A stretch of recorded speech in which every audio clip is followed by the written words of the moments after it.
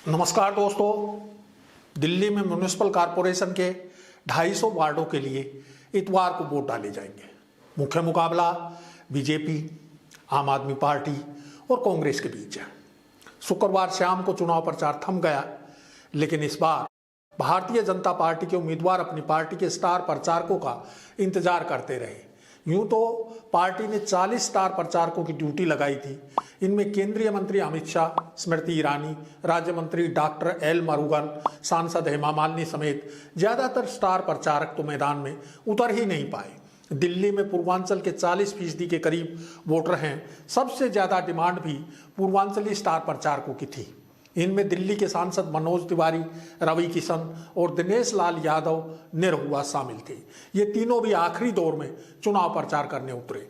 वहीं केंद्रीय मंत्री अनुराग ठाकुर, हिमाचल प्रदेश के मुख्यमंत्री जयराम ठाकुर, उत्तराखंड के मुख्यमंत्री पुष्कर सिंह धामी, सांसद राम सिंह विधूड़ी और रमेश विधूड़ी आदि लगातार चुनाव प्रचार में लगे रहे।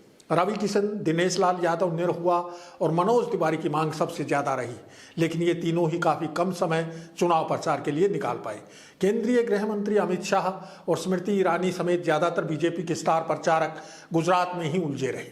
खास रणनीति के तहत अरविंद केजरीवाल को गुजरात से दूर करके दिल्ली में उलझाए रखने के लिए एमसीडी चुनाव की घोषणा साथ साथ करवाई गई थी। केजरीवाल ने कुशलता के साथ गुजरात और दिल्ली में चुनाव प्रचार की कमान संभाली। केजरीवाल को मालूम है कि गुजरात में उसके पास खोने को कुछ नहीं है और यदि 6% वोट मिल जाते हैं तो आपको राष्ट्रीय पार्टी का दर्जा मिल जाएगा। लेकिन वोट कटवा बनकर वह बीजेपी और कांग्रेस का खेल बिगाड़ सकता है और गुजरात में आम आदमी पार्टी खेल बिगाड़ने में कामयाब भी होती दिख रही है। प्रधानमंत्री नरेंद्र मोदी समेत भाजपा नेतृत्व की जान सासत में फंसी है।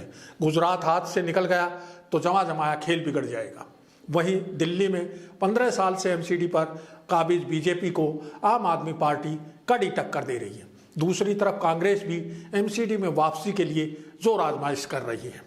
कांग्रेस ने भी 40 स्टार प्रचारकों के नाम चुनाव आयोग को दिए थे।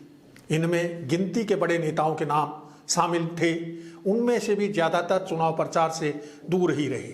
कांग्रेस के राष्ट्रीय स्तर के नेता एमसीडी के लिए चुनाव प्रचार में पहले भी विशेष रुचि नहीं लेते थे, लेकिन भाजपा के स्टार प्रचारकों की मजबूरी ये रही कि उन्हें लगता था कि गुजरात में कहीं झाड़ू ना चल जाए, इसलिए वे दिल्ली में प्रचार करने नहीं पहुंचे। चूंकि गुजरात का चुनाव फंसा हुआ लग रहा है, इसलिए एमसीडी के चुनाव को स्थानीय नेताओं के भरोसे छोड़ दिया गया। स्टार प्रचारकों की कमी से जूझते बीजेपी उम्मीदवारों में निराशा देखी गई, जो शुभ संकेत तो कतई नहीं है।